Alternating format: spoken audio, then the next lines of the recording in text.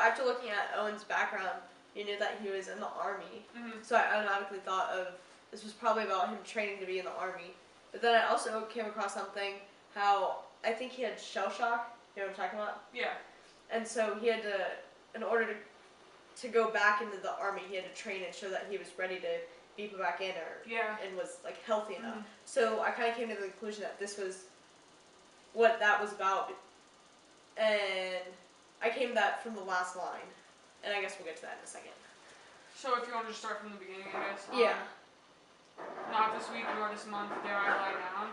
So obviously, nothing is going to stop him from taking, like, he can't take a break and relax because it's so intense and, you know. I think it immediately shows a sense of determination, and he carries that throughout the poem.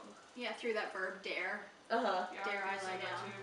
It's not like not this week or this month, like, will I lie down? Like, yeah, dare. it's like dare. I don't want to know what consequences I'll face if I decide to rest. Right. Yeah, like the saying, like, I dare you. Mm-hmm. See what happens.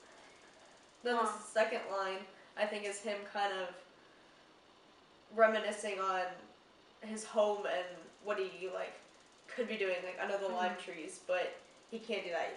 He has to keep training. Yeah, that's what I thought too. Like, maybe there's, like, this is some personal imagery that he's drawing from his, like, home before he went into war. And I think it's cool how both Kumnyaka and Wilfred both like have referred to trees in the past, like the Chinaberry tree, and then here's the lime tree that both kind of represent the same thing. Like lime trees supposed to get rid of like bad spirits, and then the Chinaberry tree was like to represent eternal paradise. And then love must not kiss my pale face that is brown. So I took from that like he can't show any emotion. He can't think about like his family or anything. Like he has to be very stoic and kind of emotionless when you're in the Army. And then his pale face that is brown was a cool contrast because like the pale emphasizes like maybe his malnutrition, and like his tiredness. Yeah. He's like lost color, but it's brown probably from like dirt and like training. It's almost like his, you could say like his training like represents his determination that covers up like his tiredness. So. And and from like the movies you see like of like army men, you can only see the whites of their eyes. So it's like good imagery to really like picture him like having to go through this. And then the second stanza really shows like continues to show his determination, but it gives like a good imagery when he says, "My lips parting shall drink space mile by mile." So it's not like he can have water. He's got to stay tired and keep working hard. I thought that was interesting too, like instead of talking about like physically eating food, he talks about like what he's craving isn't like food, but it's progress or like you said, drinking space or like strong meats be all my hunger. So maybe he's talking about like strong muscles, like he wants to get stronger or you know, become a better soldier, like maybe increase in rank or something.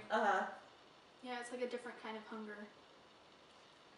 Be the clean beauty of speed and pride of style. The prepositional phrases kind of made it, kind of add to the detail there. Yeah. Because beauty of speed, like. I've never heard that phrase. Yeah. That's like a cool way to put it. And a pride of style. It's like parallelism too right there. And I thought, well, the part about be the clean beauty kind of goes back to the brown face. Like training is dirty, but like. The end result is like this clean soldier that he's like striving to be. Right.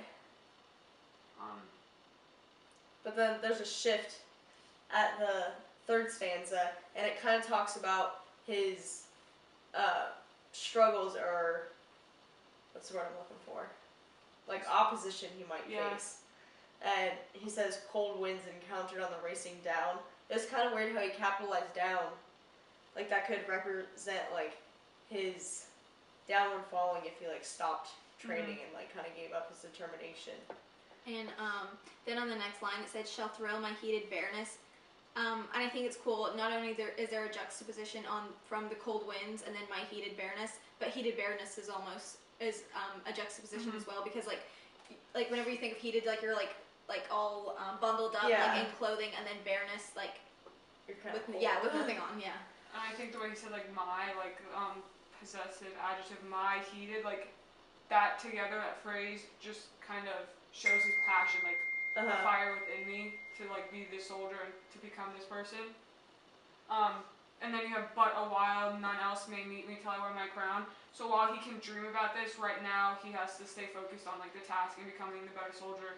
Right. And while it's nice to dream about it, like he has to kind of like pay his dues, like get through his training to become that person.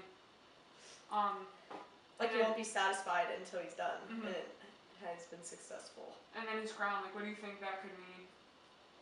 What do you think he like relate? Because obviously he's not going to get like a crown. If we're talking about like when he was trying to get back to the army, maybe it was like till like he was able to like participate in the front line again. Mm-hmm. And also, like, you do get physical, like, honors in the army, He like, probably like wanted medals, something like that. things like that.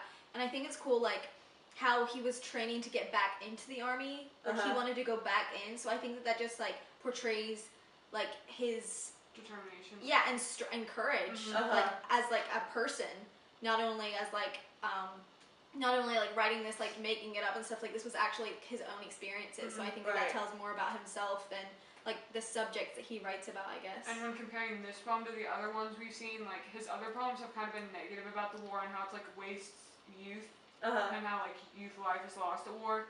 But this is kind of like the inside mindset of a young soldier, like striving. Yeah. And it's kind of like sad and ironic because like while this particular young soldier has like a positive positive mindset going in, little does he know that like it's kind of worthless. Because no matter what he does, like this individual person won't really make a difference on his own, and it's probably going to end up in death. Which go back to like the other themes we see in his poems.